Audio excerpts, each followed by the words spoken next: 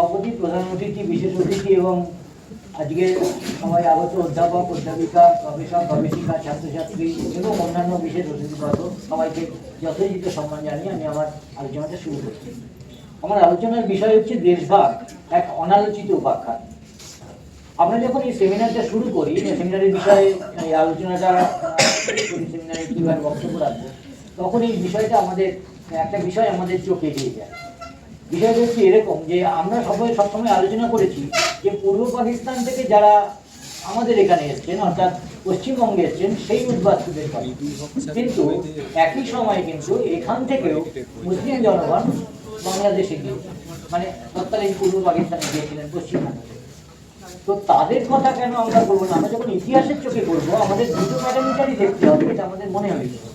কিন্তু সেটা অনেক দেরি হয়ে গেছিল। তখন 25শে নভেম্বরের পরে আমার যতটুকু চেষ্টা মনে হচ্ছে, তখন আমরা এ নিয়ে আলোচনা করে যে বিমানবাবু বলেছেন সেমন্তী ঘোষ আলোচনা করেছেন, আমরা সেমন্তীর সঙ্গে যোগাযোগ করি, কিন্তু এত অল্প সময়ে সেমন্তী খুব ব্যস্ত সম্পাদিকা সময় দিতে পারবে না বলে আমি পরে হলে অবশ্যই যেটা আগে হলে বলার থাকি। আমরা আইপিএসকে অন্বেষা সেনগুপ্তের সঙ্গে যোগাযোগ করি, তিনিও টুরে বাইরে চলে যান, তার আগে থেকেই প্ল্যান ছিল। এটা আমাদেরই ছুটি যে আমাদের আগে মাথায় কেন আসে। তো তখন আমি আমাদের সংস্থকে রিকোয়েস্ট করি, তার এটাকে কাজ করি লোক পাওয়া যাচ্ছে না, আমরা যোগাযোগ নিই আইএসএ জানাল বা বিআইটির সঙ্গে তো আমাদের আনা বা তাদেরকে এই করা আমাদের সংস্থার পক্ষে সম্ভব নয়। তখন স্যারের কোনো নির্দেশ তুমিই করো, আর স্যারের নির্দেশ আমি খুব একটা অমান্য করতে পারি না, মানে বিভিন্ন কারণে করতে পারি না, স্যারের নির্দেশই করতে বাধ্য হলাম আমি। তো এই আলোচনাটাকে আসলে আমি নিজেই একজন উদ্বাস্তু বা অনুপ্রবেশকারী এখন যাদেরকে বলা, কারণ উচ্চ মাধ্যমিক স্তর পর্যন্ত আমি বিজ্ঞানের ছাত্র ছিলাম। তারপর কিছুটা পারিবারিক এবং কিছুটা ভালো লাগার কারণে ইতিহাসের সঙ্গে সম্পৃক্ত হয়েছে। আমি যে প্রাতিষ্ঠানিক শিক্ষা প্রতিষ্ঠানগুলোতে পড়াশোনা করছিলাম সেখানে এক্সটার্নাল হিসেবে আমাদের চিহ্নিত করা হয়েছিল। আমি তো কলেজে পড়িনি, আমাকে এক্সটার্নাল বা বহিরাগত হিসেবে চিহ্নিত করা হয়েছে কলেজ এবং ইউনিভার্সিটি। সুতরাং আমি সত্যিই বহিরাগত, সেদিক থেকে বহিরাগত। আর আমার একটা ব্যক্তিগত মত যে কোনো ব্যক্তি নিরপেক্ষ হন, তারপরে কোনো ঐতিহাসিকের পক্ষে নিরপেক্ষতা বজায় রাখা সম্ভব হয় না। আমিও নিরপেক্ষ নই, তার কারণ যে সামাজিক, অর্থনৈতিক, পারিবারিক এবং পারিপার্শ্বিক পরিবেশ থেকে আমার উঠে আসা, সেই জায়গা থেকেই আমি আমার বক্তব্যটাকে, আমার মতামতটাকে আমরা সবাই সেভাবেই পেশ করি, আমিও সেভাবে হয়তো পেশ করি। একটু পারিবারিক পরিচিতিটাও একটু বলে নিই। আমার দাদুরা পূর্ববঙ্গের বরিশাল জেলা থেকে এসেছিলেন এখানে 47 থেকে 50-এর মধ্যে। আমার বাবা তার আগেই এই দেশে এসে পড়াশোনা শুরু করে দিয়েছিলেন। আর আমার মা দুর্গাপুরে এখান থেকে 2 কিলোমিটার দূর একটা গ্রাম, সেই গ্রামের ব্রাহ্মণ জমিদার পরিবারের সন্তান। আমার বাবা ছিলেন কায়স্থ, মা ব্রাহ্মণ। আপনারা বুঝতে পারছেন 61-এ একজন ব্রাহ্মণ এবং কায়স্থ, একজন ঘটি এবং বাঙাল, তাদের মধ্যে বৈবাহিক সম্পর্কটা নিজেদের আন্ডারস্ট্যান্ডিং থেকেই হয়েছিল। এটা স্থাপন করা খুব কঠিন কাজ ছিল। যেহেতু দুজনেই কমিউনিস্ট পার্টির সঙ্গে জড়িত ছিলেন, তাই সেটা হয়তো সম্ভবপর হয়েছে। সুতরাং এটাই শুধু নয়, আমি যখন ক্লাস 6 থেকে 12 অবধি যাচ্ছি, এখানে ছিলেন ফার্স্ট হাফে আমার বন্ধু। আমার একদিকে থাকতো শান্তনু মুখার্জি আর একদিকে থাকতো আমার বন্ধু আশরাফ আলী। দুজনেরই আমাদের অভ্যাস ছিল, দুজনেরই অভ্যাস ছিল আমার কাঁধটা ধরে যাওয়া। আমরা তিনজন কাঁধে কাঁধ মিলিয়ে যেতাম। এটা কিন্তু লিটারালি, আমি বানিয়ে বলছি না, কাঁধে কাঁধ মিলিয়ে। এই কাঁধে কাঁধ মিলিয়ে যাওয়ার ফলে আমি মজার গল্পও আছে, অন্যের কাঁধে হাত দিয়ে ফেলেছে শান্তনু, অনেক মজার গল্প আছে, সেগুলো আমি আলোচনা করছি। সুতরাং আমি এমন একটা জায়গা থেকে এসেছি যে আমার একটা শঙ্কর প্রজাতির মানুষ। আমার না আছে কোনো নির্দিষ্ট জাত, আমার বাবা মা হচ্ছেন ঘটি, বাবা হচ্ছে বাঙালি। এই ধরনের একটা মিশ্র জায়গা থেকে এসে আমি আমার মতামতটা এখানে রাখবো। তার কারণ হচ্ছে, আমি আবার বললাম যে আমি এই পারিপার্শ্বিক, সামাজিক, অর্থনৈতিক একটা পরিবেশ থেকে উঠে এসেছি। একজন সামান্য কারখানার শ্রমিকের ছেলে আমি, সেই হিসেবেই আমি আমার মতামতটা রাখবো। আসলে আমার মনে হয়েছে যে রাষ্ট্র আর দেশ, যেটা নিয়ে আমরা আলোচনা করছি, সেগুলো আলাদা। 1947 সালে যেটা হয়েছিল সেটা হচ্ছে রাষ্ট্রভাগ, একটা মানচিত্রের পরিবর্তন। আর দেশভাগ শুধু বসতি জমি থেকে উৎখাত নয়, একটা স্মৃতি এবং সত্তা থেকে উৎখাত, একটা স্মৃতি থেকে উৎখাত। সপ্তাহ থেকে উঠছে, কিন্তু সেটা প্রজন্মান্তরে বয়ে চলে। এখন হয়তো আমার মধ্যে আছে যে আমার বাবার দেশ বাংলাদেশ, আমার বাবারা বলতেন দেশ, দেশ বলতেন না দেশ, ভালো করলেন তো খুলে রেখে প্রজন্মান্তরে আছে। আমি আমার আলোচনায় যে বিষয়টি নিয়ে আলোচনা করবো সেটা হচ্ছে পশ্চিমবঙ্গ থেকে পূর্ব পাকিস্তানে যে মুসলিমরা শরণার্থীরা গিয়েছিলেন তাদের অবস্থা কিরকম হয়েছিল ওই দেশে, সেই নিয়ে যেটুকু তথ্য অল্প সময় জোগাড় করতে পেরেছি সেটুকুই আমি এখানে আলোচনা করব। অ্যাকচুয়ালি 1947 থেকে 50 পর্বে আমরা যদি ভাগ করি, তো 47 থেকে 50 এই পর্বটাতে যে হিন্দু উদ্বাস্তুরা ভারতবর্ষে এসেছিলেন তারা মূলত ছিলেন ওই দেশের উচ্চ বর্গ এবং উচ্চ বর্ণের লোক, যাদেরকে ইংরেজিতে বলা হয় ট্রাইটাস শ্রেণী।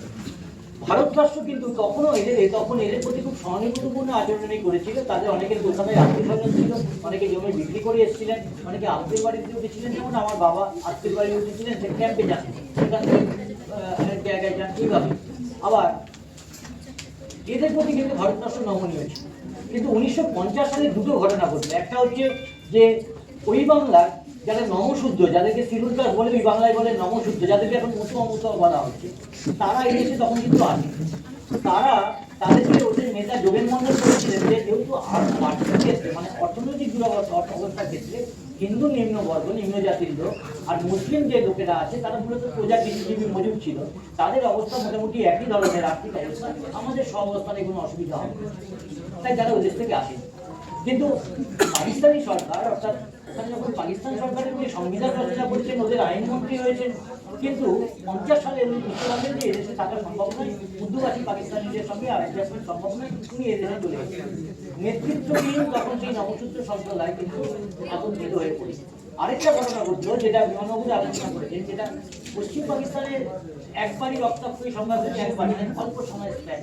এখানে কিন্তু অনেকবার দাঙ্গা করেছে, 47-46-এর পর 50-এর পর 64-তে অনেকবার দাঙ্গা করেছে। 50-এ আরেকটা দাঙ্গা করছে বাংলাদেশে, তখন থেকে নমশূদ্ররা আস্তে আস্তে এদেশে আসতে শুরু করেছে। সে সময় কিছু উচ্চ বর্ণের লোকেরাও এসেছিলেন। আপনারা ওই যাদেরকে আমি বললাম ট্রাইপার্টাইট এলিট, অর্থাৎ উচ্চ বর্ণের লোকেরা, তারা যেমন পরবর্তীকালে কিছু এসেছিলেন, তারা হচ্ছে ডি ক্লাস এলিট বলছি আমি, তাদেরকে ডি ক্লাস এলিট বলছি। ঋত্বিক ঘটকের সিনেমায় যে চরিত্রগুলোকে দেখবেন তারা কিন্তু প্রথমে ট্রাইটাস এলিটের মধ্যে পড়ছিলেন না, তারা ডি ক্লাস এলিটের মধ্যে পড়ছে, তারাও এসেছিলেন কিছু সংখ্যা।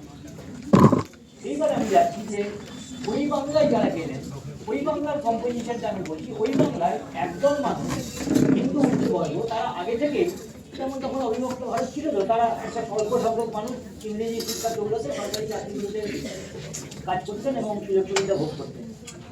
আর আরেকদল মানুষ ওই বাংলার জমিদাররা, হিন্দু জমিদারদের হাতে জমি ছিল 80 থেকে 75 থেকে 80%। ভাবা যায় একটা পূর্ববঙ্গের দেশ, মুসলিম সংখ্যাগরিষ্ঠ দেশ, যেখানকার জনসংখ্যার প্রায় 65 থেকে 70% মুসলিম, তার হিন্দু জমিদারদের হাতে জমি আছে যাদের সংখ্যা 20%, তাদের হাতে জমি আছে 75%। আর যারা হিন্দু তাদের মুসলিম জমিদারদের হাতে জমি ছিল সেটা 25%। আর সরকারি চাকরিতে মূলত ছিল ইংরেজি শিক্ষিত বাঙালি ভদ্রলোকের স্থান, তাদের খুব একটা, তারাও এদেশে খুব একটা আসেনি, তাদের অনেকেই থেকে গেছে, কেউ কেউ অবশ্যই এদেশে চলে এসেছে। এটা হচ্ছে বাঙালি হিন্দু বুদ্ধি। এবার বাঙালি মুসলমানও তারাও কিন্তু বাঙালি হিন্দুদের সংস্পর্শে এসে তারাও কিছু উচ্চপদস্থ সরকারি চাকরিতে চাকরি করতেন, তাদের সংখ্যাটাও খুব কম ছিল, ওই 1 থেকে 2%।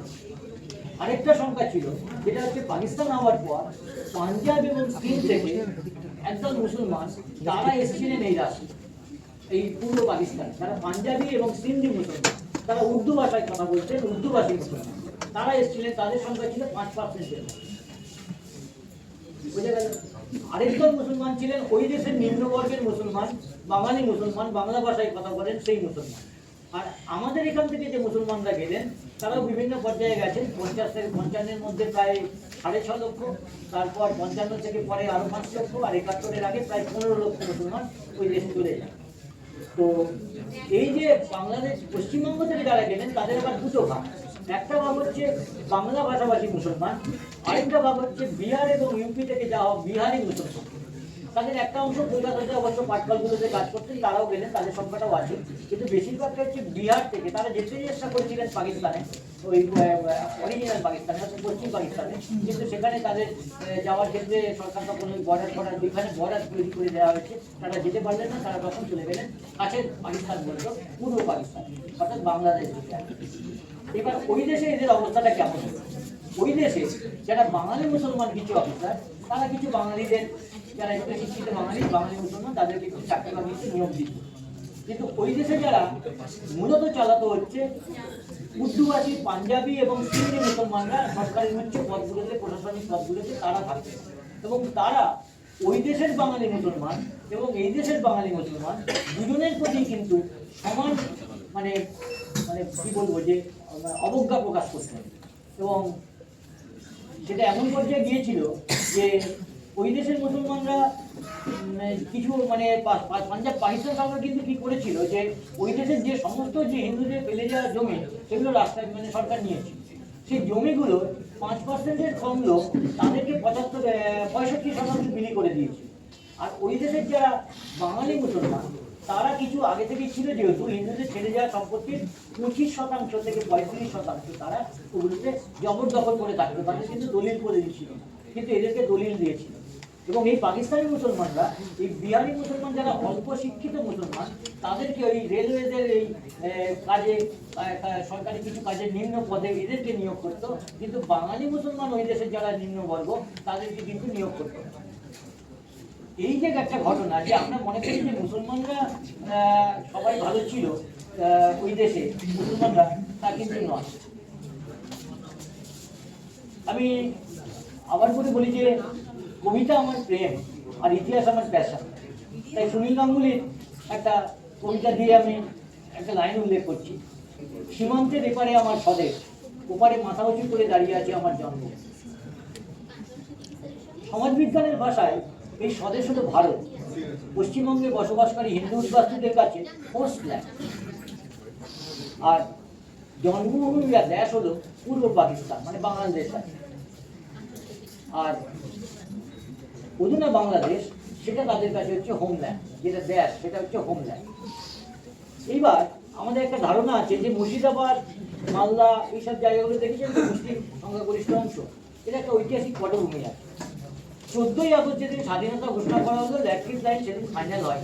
ওই দিন বলা হয়েছিল মুর্শিদাবাদ ডিস্ট্রিক্ট নদিয়া ডিস্ট্রিক্টের মধ্যে, তখন কৃষ্ণনগর ও নদিয়ার মধ্যে ছিল, মালদা জেলা, দিনাজপুর জেলা, খুলনা জেলা, এগুলো থাকবে পাকিস্তান, আর খুলনা জেলাটা থাকবে ভারতবর্ষের।